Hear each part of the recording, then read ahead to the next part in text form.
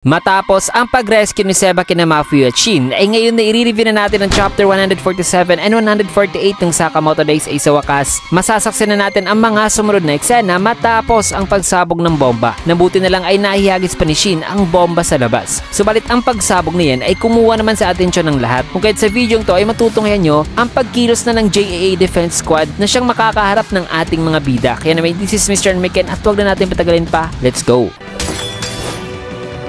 Nagsimula ang chapter dito sa nangyaring pagsabog na kung saan ay naalarma ang lahat na sabing ano yon, may sumabog ba? Habang sina Kaji at Mafio ay nababahala naman sa kalagayan ni Shin. Kaya dali-dali namang nilapitan ni Seba si Shin at kinamusta ito na sabing, hoy, ayos ka lang ba si Raulong Clairvoyant? May kita naman si Shin na medyo nakatake talaga ng damage mga kaibigan mula sa pagsabog na ngayon napaubo. Nasabi naman sa isipan ni Seba na pinahina raw ni Shin ang pagsabog sa pamagitan daw ng pagpapa-freeze sa bomba. Nasabi pa nito kay Shin na ang galing daw ng ginawa nito kanina. Sagot naman ni Shin na alam ko, kaya at least napigilan na raw nila ang terrorist plan ni Slur. Maya pa ay nakaramdam naman ng sakit si Shin na tanong naman ni Seba na ano raw problema. Dito naman sa isipan ni Shin ay sabi niya na ito ba raw ang after effect ng pagsabog na yon na parang mahahati na raw ngayon ang kanyang ulo sa sakit. Matapos niya na may kita naman ang mga tao na nakatingin sa kanila. Kaya sabi naman ni Seba na nakakuha raw tuloy sila ng kumusyon na kaya ba raw ni Shin ngayon na makatayo kasi aalis na raw sila. Subalit sa itaas pala ni Seba mga kaibigan ay may kita ang isang taong paparating na kung saan ay dito naman magkasabay na binaon ang ulo ni Seba at Shin nitong taong to na sabing nadakip na raw nila ang mga terorista. At ang lalaking to ay si Samejima, ang squad leader ng Special Defense Forces ng JAA. Nasabi naman dito ni Shin at Seba na sino ba ang taong to na di raw sila makagalaw. Habang sina Mafia at Kaji naman ay nadakip na rin pala mga kaibigan. Dito naman sa isang room ay may kitang isang JAA member na nakatingin sa monitor na kung saan ay nakafocus ang isang CCTV kay Toramaru. Nasabi nitong lalaki kay Samejima na ang lalaking may mask at ang babae rong ito ay mga suspicious daw. Kaya dito na binigyan ng order ni Samejima ang lahat na isarado raw ang lahat ng exits at siguraduhin daw na ang lahat ng mga JAA members dito sa loob ng museum ay kilala ang mukha ng mga terorista. Dala pa ni Samejima na dapat ay hulihin daw nila ang babae na kung magre-resist daw ito ay patayin daw nila ito. Kaya sabi naman sa isipan ni Mafio na masama raw ito, ang katawan ni Toramaru ay may bomba rin daw. Tanong naman ng kausap ngayon ni Samejima na magpapanik ba raw ang mga tao kung isasarado raw nila ang mga exits. Sagot naman ni Samejima na wala raw siyang pake na dapat ay bilisan na raw nila bago pa raw makawala ang mga terorista. Kaya sinil na nila ang exits dahil na naalarma ang lahat at nagtaka sa kung bakit ayaw silang palabasin dito. Ipinost na rin dito mga kaibigan sa JAA site ang mukha ni Toramaru na sabing ang nisino raw na makakahuli sa babaeng to ay mapopromote daw sa second class. Na dito naman kina Shishibay sabi niya na magkukos daw ito ng panic na mainam ba raw yan? Sagot naman ni Nagumo na kung masyado raw kasing tahimik ang silid ay mahihirapan daw ang isang mahiyaing tao na makapasok. Tanong naman ni Shishibay na ano bang pinagsasabi mo? Balik dito kina Shin ay sinabihan naman niya si Samejima na ano? Hindi kami terorista. Huwag mong patayin ang babaeng yon kasi may bomba raw sa katawan nito. Sagot naman ni Samejima na tumahimik ka. Hindi kami makikinig sa mga kasamahan ni X. Tinatarget niyo ang pagdating ng chairman, di ba? Sa tingin mo ba ay maiisa niyo kami sa pamagitan lang ng paghalo sa maraming tao dito sa publiko? Na minamali ito siguro nila ang JAA. Kaya tapos na raw si Shin dito at ang mga kaibigan nito. Nasabi naman sa isipan ni Shin na masama ito. Kung papatay nila si Toramaru ay sasabog din daw ang bomba sa katawan nito at maraming inosenteng tao raw ang mamamatay. Kailangan daw nilang protektahan si Toramaru. Matapos yan dito naman sa first floor entrance ay hinihiling ngayon ng mga tao mga kaibigan na makalabas na. Nasabi naman ng JAA member na paumanhin sapagkat may emergency raw kasing nangyari. At habang nagkakagulo na dito mga kaibigan ay may kita naman si Toramaru na umiiyak na. Nasabi sa kanyang isipan na ang sumabog daw na yun ay si Mafuyo kasi hinamon daw nito ang order kaya namatay daw ito. Na mabuti pa ay sinubukan na lang daw sana niya kanina na pigilan talaga si Mafuyo. Na gusto na raw niyang umuwi. Ano ba raw kanyang ginagawa rito? Na lagi na lang daw na ganito. May zero self-esteem, lagi na lang na sumasabay sa gusto ng ibang tao, walang goals o sariling priority. Pero ang pagdi-default daw niya sa kanyang sarili para sa ibang tao ay nakatulong naman daw sa kanya ng kalimutan ang mga masasamang bagay noon. Maya pa nilapitan naman siya nitong tatlong lalaki na sabing huwag kang kumilos. Hindi siya ayon man sa isipan ni Toramaru na hindi maaari. Na sa mga ganitong oras ay may nantitrip pa raw sa kanya. Kaya sinabihan naman ni Toramaru ang tatlo na sa tingin mo ba ay easy to get lang ako? Ang sama mo, nantitrip ka ng isang high school girl. Ang manyak raw talaga. Sagot naman ng lalaki habang nakatutok ang kanyang baril na nagtatrabaho ka kay X ano. Kung gagawa ka rito ng kahit na ano ay patay ka talaga. Bagay na gumulat naman kay Toramaru na sabi sa kanyang isipan na mga JAA sila. Alam na nila. Pero paano? Patay ako rito. Ano na ngayon Master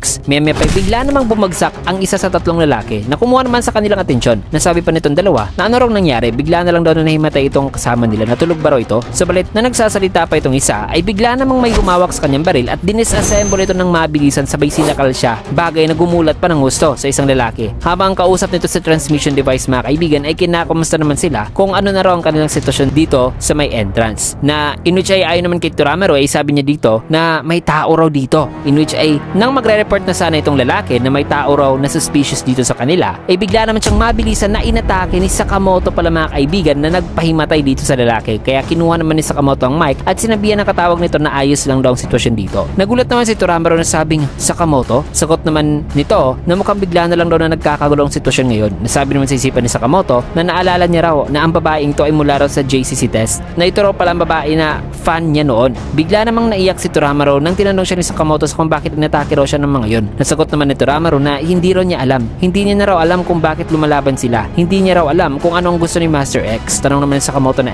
X. Sagot naman ni Toramaro na dapat ay nasa JCC daw sana siya ngayon na nagtitake ng mga classes, nag-hangout at pumupunta sa mga dates na dapat ay may regular life lang daw sana siya. Na ano ba raw ang kanyang ginagawa rito? Maya-maya pa ay may napansin naman si Sakamoto na nang pinaputukan sila rito ng isang JAA member na nagre-report ngayon na nakita na raw niya ang babae. Kaya sinabihan naman ni Sakamoto si Toramaro na so tinatagig ka ngayon nila bilang assassin ni X. Sagot naman ni Toramaro na Sakamoto, lumayo ka sa akin. May bomba sa katawan ko. Hindi ko gustong masaktan ka kung sasabog ito. Sagot naman ni Sakamoto na bomba. Sabay pinisil niya ang isang poste na napakalakas dahil sa galit na sabi sa kanyang isipan na hanggang saan pa ba raw bababa ang pagkatao ni Uzuki. Kaya sinabihan na niya si Toramaro na aalis na tayo rito. Sagot naman ni Toramaro na ha? Imposible yan. Ang entrance ay nakasarado raw. Nasuko na raw siya kasi kailangan pa nilang harapin ang lahat ng mga assassins dito sa loob ng museum. Tugon naman ni Sakamoto na ayos lang yan. Dumikit ka lang sa akin. Bakit napataka naman kay Toramaro? Tinignan naman ni Sakamoto si Toramaro na sa isipan naman ni Toramaro sabi niya na the more na tinitingnan daw niya si Sakamoto ay nakikita niya raw na isang regular lang daw itong middle-aged na lalaki. At saka mataba raw ito. Sabay humingi siya ng patawad dito kay Sakamoto sa kanyang isipan na sabing hindi na raw siya fan nito, na fan na raw siya ngayon ni X, na magkapareho raw talagang edad ni X at Sakamoto na napakasama naman daw ng panahon. Sinabihan naman ni Sakamoto si Toramaro na anyway, alis na tayo. Mas napapansin ka rito. Sabi naman sa isipan ni Toramaro na ikaw ang mas napapansin dito. Kaya tumakbo na itong dalawa na sabi naman ng nakakita sa kanila na yun daw babae. Pero ano ba ang pinagagawa nitong matabang lalaki na kasama nito? Sabay sinabihan niya ang kanyang kasama na dapat ay maingat daw nilang ililid ang babae sa kaloob-looban talaga ng museum. Nasabi naman ng isa pang assassin na masusunod. Alam mo naman kung sino naghihintay sa kanila. Alam mo naman. Matapos din ay nagpalit naman ng damit itong dalawa. Nasabi naman ni Sakamoto na ang uniform daw kasi ni Toramaro ay nag-stand out sa publiko. Nasabi naman ni Toramaro na matching outfits habang ang ibang mga tao naman ay nasiswitan naman dito sa kanila kasi napagkaamalan silang mag-ama. Nasabi naman sa isipan ni Toramaro na nakakahiya raw, hindi raw niya ito ama. Matapos yan ay nagbayad na si Sakamoto sa counter. Nasabi naman sa isipan ni Toramaro na tas may pambata pa raw talagang pitaka itong si Sakamoto na hindi raw talaga ito maangas. Natuluyan na raw talagang sinisiran nitong si Sakamoto ang kanyang memory noon kay Sakamoto. Na nagtataka siya kung naaalala pa ba raw ni Sakamoto noon nung una silang nagkita na sobrang gwapo pa raw nito noon. Pero ngayon ay ewan na lang daw. Kaya dito na siya nagpasalamat kay Sakamoto na sabing huwag ka na mag-alala sa akin, mamamatay na lang ako na fan ni Master X. Na ngayon na naisip niya raw ang option na yan,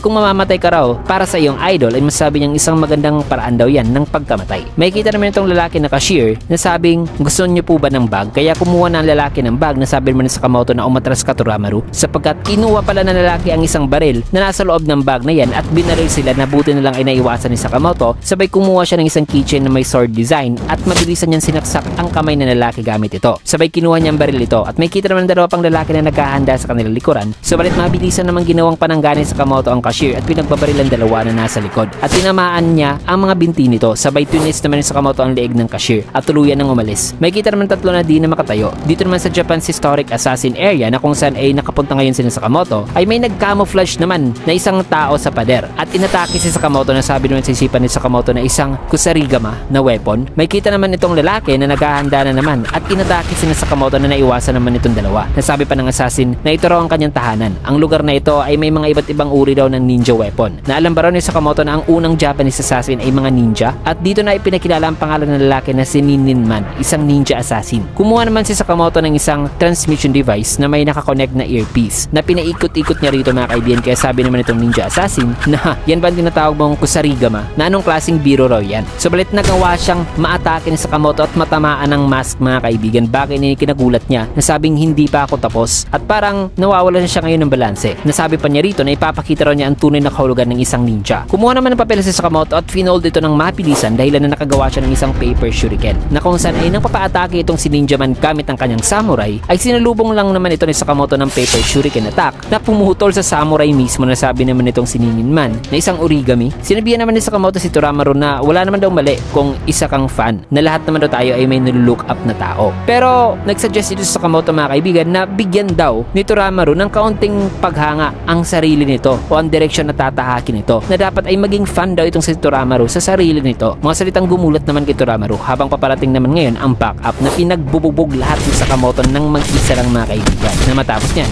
ay nakatayo na rito si Sakamoto sa malamundok na katawan ng mga assassins na pinabagsak niya. Kaya sabi rito ni Toramaru na fan ng sarili ko? Hindi. Sabay umiyak na ito na sabi sa kanyang isipan na isa na akong fan ngayon ni Sakamoto. So nagbalik na si Toramaru sa pagiging fan muli ni Sakamoto mga kaibigan, bagay na napasabi naman dito sa isipan ni Sakamoto na wala pa rin doong silbi ang kanyang mga advice kanina. So grabe, single-handedly inubos si Sakamoto ang mga assassins na nakadeploy sa kanila mga kaibigan. Subalit sisiyo lang yan sa makakaharapan nila, kasi sa susunod na chapter ay dun nalulusob ang pinaka malaking threat sa lahat ng JAA. Kaya sa susunod na chapter mga kaibigan ay ang labanan na talaga na pinakahihintay nyo ang mawi-witness natin, na kung saan ay dito na talaga magsisimula ang peak after peak na chapter. Kaya na may tutok lang kayo kasi dito man natin tatapusin ang video sa last panel na ito. Kaya na may kung nagustuhan yung video, kinakita like, comment, follow, subscribe na rin for more videos like this. Maraming salamat and see you guys again on my next video.